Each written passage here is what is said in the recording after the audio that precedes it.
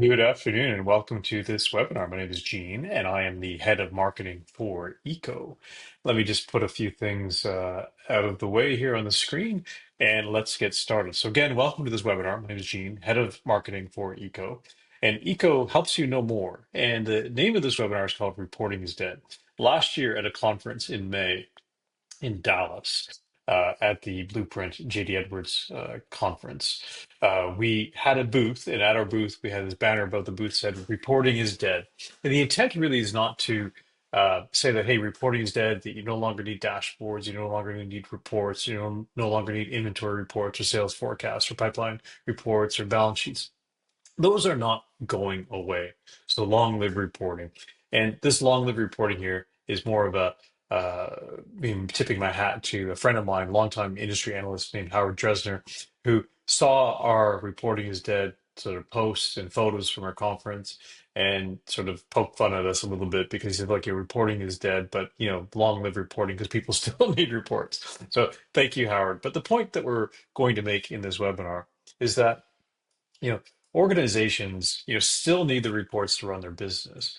And a platform like eyko can give you those reports. However, every new question you have, every time there's a paper chase and you need to do something really urgent or need to answer a question for your manager, or sales are suddenly falling off the cliff and you need to figure out what's going on, or expenses are going up and you're like, geez, what's going on here? You may not have the answer. So it may take you hours to figure out what's going on.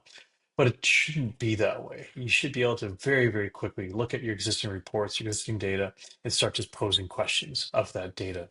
So this is where eyko comes in. eyko helps you escape data hell. We know that making sense of data from multiple systems is a nightmare. If you're a business user sitting in finance or sitting in marketing or sitting in procurement, it's a nightmare. You need to rely heavily on IT. So eyko is a system that helps you know more. It's a single end-to-end data analytics platform powered by finance, or really anybody who, again, is across the business in a business user role can use eyko to know more. We really say it's one system for everybody. Again, it's this next generation data analytics platform where anyone can quickly unify, clean, enrich, and analyze their data. And we think it's so fascinating to use it. Really, anybody can use it to empower them to collaborate and make better decisions.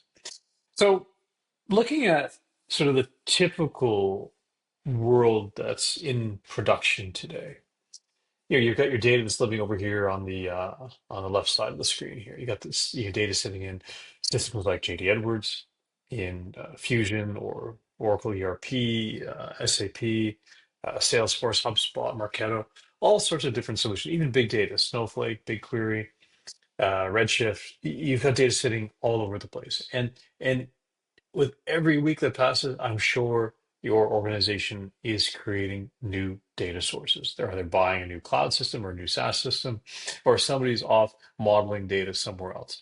And it just creates a nightmare for organizations to stay on top of that. Because really, at the end of the day, users just they've got questions, they need reports, they need dashboards, they need to do some analysis and some planning. So the typical solutions are people buy a data warehouse. Well, they don't buy it. It's not something you buy off the shelf. They buy a number of different tools and piece together this data warehouse journey or a data lake journey. And in some worlds, they're talking about like a data fabric now, where they're trying to push the compute more towards the data. And that's just the intelligence around the data. But that's not really important for this conversation. But what is important is that these data warehouses actually take a really long time to create. And they're somewhat fragile and brittle that every time you add a new data source, it undermines or, the integrity of the information architecture. And somebody needs to go in and like figure out, well, how am I going to add this data source and like what's it going to join with, et cetera. So it's a challenge, right? And typically these data warehouses are always over budget, late, and fail to deliver that full picture of the business for the business user. So business users resort to Excel. They will go look at all these different systems like JDE and Salesforce and HubSpot. They just do all these CSV dumps. Then they'll bring them together inside Excel. And the challenge of bringing this data together inside Excel is that it doesn't scale, it's prone to errors, you're creating data silos, and you're creating security risk for your business. And it's not repeatable, like I said the minute you have another question that pops up, you have to re-download data from everywhere. It's just and start the whole process again. Actually, one of our customers said, look, they feel like they spend Monday to Thursday downloading and stitching and cleaning data together, and then Friday they get to analyze it. And it starts all over again on Monday. The other thing is just custom solutions. So you may have a custom solution you create that's bespoke to a specific analytical requirement. Or if you're using the data visualizations or the reporting tools that come directly within Salesforce or Fusion or HubSpot or any one of these applications, they're great, but they only give you a very, very narrow slice of what you need in order to make decisions within your business. Like, for instance, if all I have in Salesforce are my tickets and my pipeline forecast, but I don't have any invoicing. I don't have any days of you know uh, invoicing outstanding payments, etc. And maybe all that data is sitting in some sort of finance system or the ERP system. I have no way of telling which customers are at risk of churn, unless I have a way to bring that all together into one complete view of the business. So we like to say that there's a new era of reporting. It has three layers. So the first layer is you will always need your operational and financial reports. They will always be needed. So your general ledger, your balance sheets, your inventory reports, your sales forecasts, your sales dashboards, those will never go away. However, people want them to be interactive. They want to be able to slice and dice very quickly every time they have a new question or if something looks askew within the data. Secondly, we want to give people a new experience. So many of our customers have like hundreds of reports. Some of them are stale, some of them get run every month, but not necessarily viewed every month or every week or every quarter. And people keep them there because it's kind of feels safe to keep these reports running every month, even though people aren't using them. But what a lot of organizations are now doing is they're looking at how do I collapse these hundreds of reports into one highly interactive, hyper fast big data discovery analysis experience. And that's what a lot of organizations are now doing in order to make it easier for end users to have that slicing and dicing of millions of records in sub-second response times. So again, a new question doesn't need to equal a new report. Then the third layer really is this instant answers with the AI assistant. So again, you want to avoid the report writer backlog request. You want to get these answers that you need in seconds, and you want to be able to get those answers over multiple data sources. And not just like an answer on this data source and an answer on that data source, but if I bring all the data sources together, what kind of insight and trends and patterns or anomalies am I not seeing in my business? And can the AI insights give me some guidance there and tell me what I don't know about my business so that maybe I could discover some new opportunities? So, on operational reporting, you need your dashboards, you need your financial statements, you need your churn analysis, and you need all the other reports that I mentioned earlier. You still get those with Eco. You also get this opportunity to create these hyper-fast big data discovery analysis reports that, again, brings like millions of records together, gives you this sub-second response time. So you can drill and slice and dice and interact with data, and just keep that up every time you have a new question. Like what customers top 10 or which customers are at risk of X, Y, Z, or which customer gave me this revenue in a certain period. So you can ask questions like that, or you can slice and dice. And then secondly, and the third point, sorry, is this AI answers you can trust. So, if you're looking at a report, for instance, like a 360 report that brings together data from multiple different systems into one report that gives you that really polished, consolidated view, you may have questions like, well, show me which customers are really at risk of churn, or which customers are should I care about, what should I do next, or show me something I don't know about my business. So you get these trustworthy answers on top of your data. And what makes that possible within Eco is something called application intelligence. Now, application intelligence is this ability to curate data from multiple data sources in order for you to have in order for you to have answers that you can trust. And what we mean by curate is that application intelligence understands your data sources so that you don't have to, or that you don't have to be an expert in data schemas or an ETL or structured query language. Application intelligence has machine learning built into it and AI smarts that it knows how to automatically connect multiple data sources, how to clean, how to normalize, and how to enrich the data so that when you bring it all together, it makes sense and you get answers that you can trust. So those are the three layers that I mentioned. So these traditional operational reports, data discovery reports, and then AI answers that you could trust. And then just to give you an example of something you could do with the AI capabilities is that sometimes building some reports is really hard. Like a Pareto chart is kind of hard to build on your own. It's basically 80/20 analysis. Pareto is like, you know, it tells you which of your customers are driving, say, um, 80% of your business. It's typically 20% of your customers are driving 80% of your business, you know, or 20% of your customers are driving like 80% of your noise or your tickets or your expense issues, right? So a Pareto chart is often used to try to figure out, okay, who are these customers that are either the best customers or the worst customers or the customers who are creating a lot of noise for us. So that's, you could quickly create like a Pareto chart, like inside our platform. So let's take a few minutes now and just have a look at some of these reports and some of this interface within Eco. So first and foremost, this is just a typical sales dashboard. And it's a sales dashboard for a company that sells bicycles to many different regions. So Argentina, Brazil, I think it's Colombia, a couple of different countries in Europe, India, Japan, Australia. And you could do things like click here and just zero in on Brazil, right? Or I could click in and zero in the USA.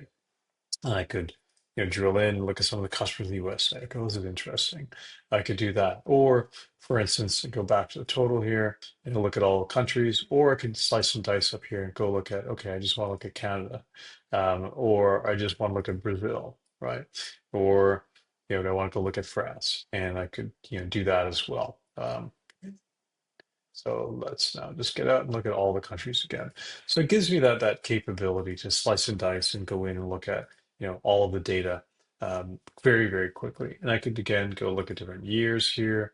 I could go to look at different months, look at different order types like direct ship, like how many people are getting direct ship. It looks like we're only direct shipping to the United States. Well, that's interesting. Okay. So you can answer some questions like that of the data very quickly. So this is an example of a interactive slice and dice dashboard. So it's not only this operational report, but it's also giving you this like super fast, hyper responsive, large volume interactivity for this data discovery capabilities you can do with your data. The second thing I want to show you are these operational reports again, but this is a little bit more important to drill into because typically when you're looking at building out a report like a financial statement, a balance sheet, a cash flow, a general ledger, they need to adhere to very specific sets of requirements. And they have to have like the right bolding, the right double underline. And you think that that's simple, right? Any reporting tool could do that, but it's actually not true. You need very specific reporting tools. So because we have lots of customers in the Office of Finance that use the Eco product, we specifically built templates that make it really, really easy for you to create these balance sheet or income statement reports. And again, you can slice here between, say, a balance sheet view and an income statement view. And you can slice and dice these as well. So they're not static. But what I think is also really exciting about these reports, and when it comes to the sort of downstream, consumption and publishing and sharing of these reports, because when you're in the Office of Finance, you have this fiduciary responsibility or reporting requirements or compliance requirements that you need to do reports on a, you know, for most of you, weekly, some of you monthly, then quarterly, with respect to like, closing the month, closing the quarter, closing the year. So what I just want to show you here quickly is that you could also do things like export, and you could export these with sort of pixel perfect views to either Excel or PDF. I'm just going to close out here and go into the PDF. And you see here, this is an example, the same numbers here you're seeing, pixel perfect format, exporting into PDF format. And then the exact same report, being pixel perfect, export directly into Excel, and you see that here as well. And this is really, really important. The reason why it's important is that Office of Finance needs to be able to build reports on trusted data with secure data, and then export them for either Excel or PDF for downstream consumption. So Eco allows you to do that quite well. The other thing too, just to get back to some of the more interactive natures of the Eco platform and the AI insights is that we just need to click into the grid and it brings up our Eco AI assistant. Now I can either do a text-based Q&A or I could go into the analyst mode and I'll use my financial analyst. And then I could start asking questions. I could do things like show me insights. Now, this one I know takes a couple of moments just to kind of think it through. But what I like about this is that it says, okay, Gene, you've asked the question. Here's the analyst is thinking through. And so it's just going to think through for a few moments. And then here, to provide insights, it starts sharing the logic. Which I like about that is that when you're first starting to get to use AI, it will tell you kind of what logic it's applying in order for you to, wrap your head around what kind of answers that it's going to do. So here it's saying, yeah, here's a summary of what's in the file. Okay, so it's first looking at all the data that was there. So it takes the data from the report and then starts looking at that data. So given this data, it can perform some financial analysis to provide insights. And here's some options. So trend analysis, profitability analysis, sales insight. Please let me know what you'd like to start with. And we're going to say here, I want to start with sales insights. Then I click go ahead, and it's going to be thinking because I'm essentially answering the question. Okay, first I'll process the data, clean it, and it's just removing any non-numeric issues and formats, etc.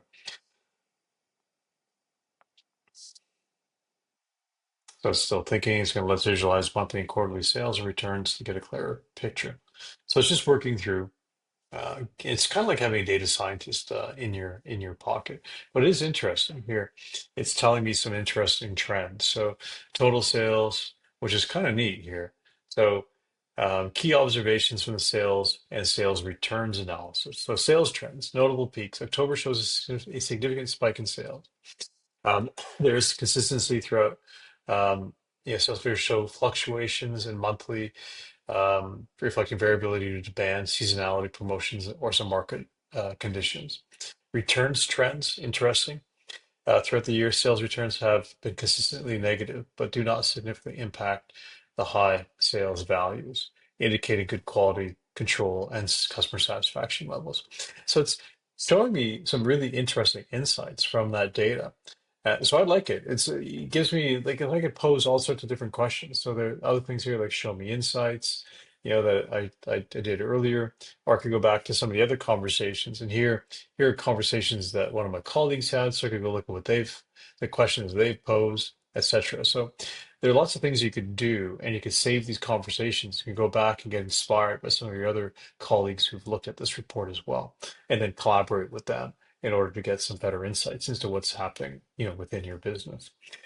So that's, uh, so I'm merging here a couple of concepts. One is you really need to have, you know, operational reports you can trust, operational reports that meet the requirements of your business, but you also want to be able to get some insights, surface patterns, trends, anomalies, things you didn't know about your business.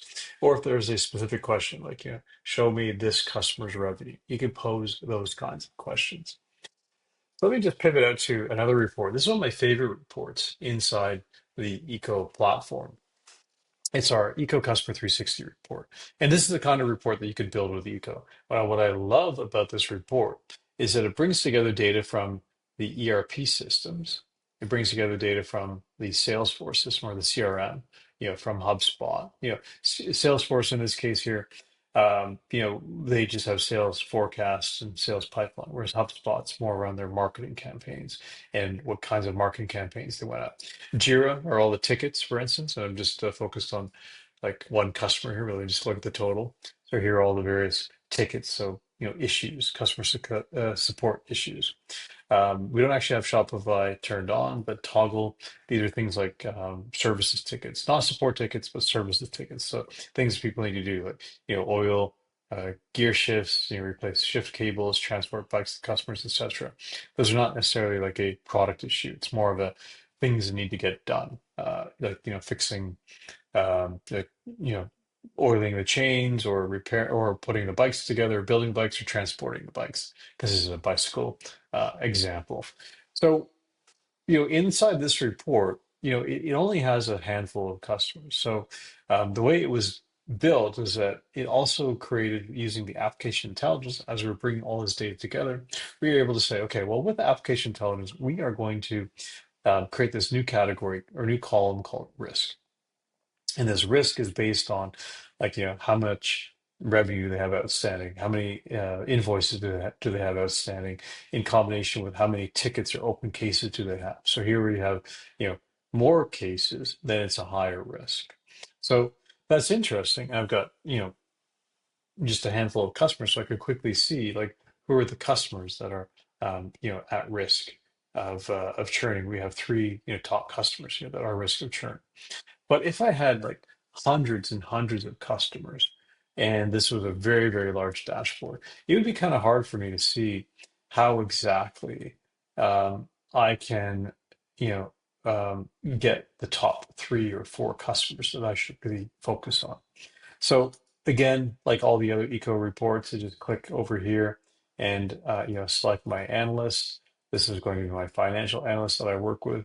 And again, I could do all sorts of things here, like, um, you know, uh, tell me how to prevent customer churn at fitness cycle. Now let's go back here. It is fitness cycling. There we go. Make sure I'm spelling it properly.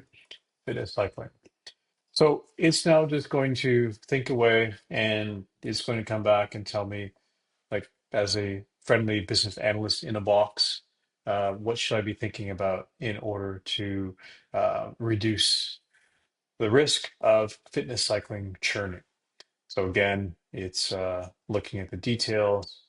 It's just telling me here what it's doing, which is kind of neat because it's a neat thing to do. Yeah. So to prevent customer churn, we should analyze the following factors of the data: online activity, risk management, etc. Let's analyze these factors one by one and success. And uh, sorry, I lost the sentence there as it's rolling away, but that's all good. The strategies to reduce customer churn: engage high-risk customers, regular check-ins, analyze patterns.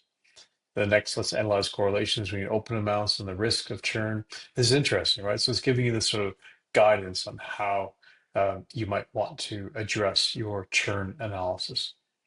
So look at different payment strategies, um, and so forth.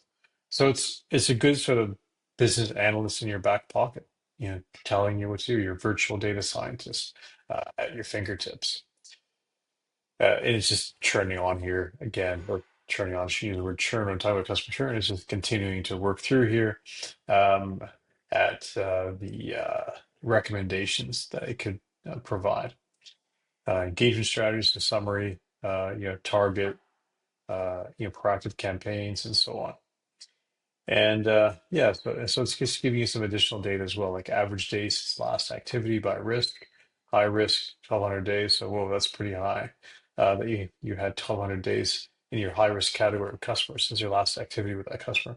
That's actually really, really long and really, really bad.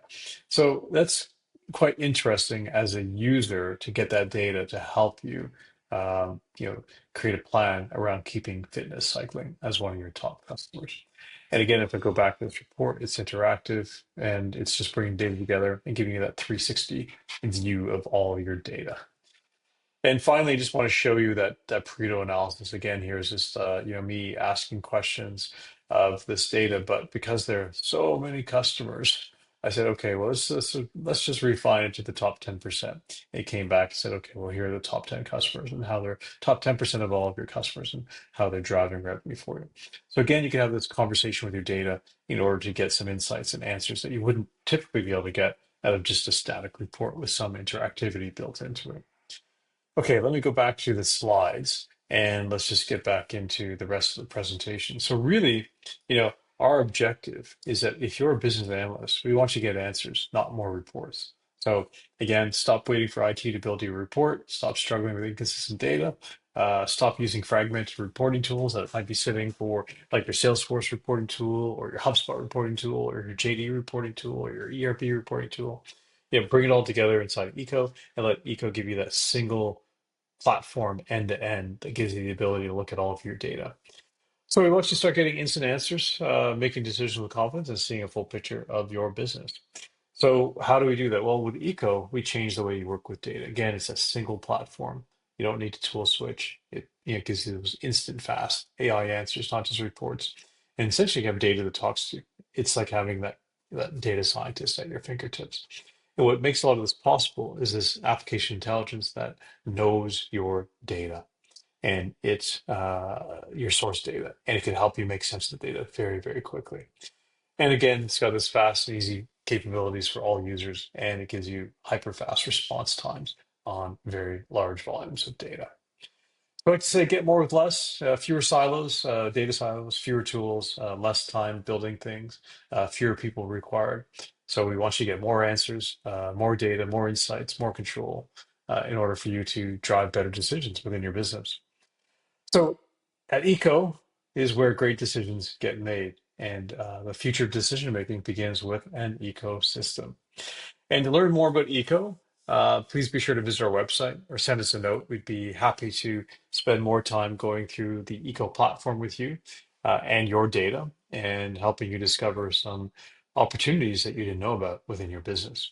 Be sure to follow us on LinkedIn and be sure to subscribe to our YouTube channel for some of the latest and greatest product demonstrations of the Eco capabilities.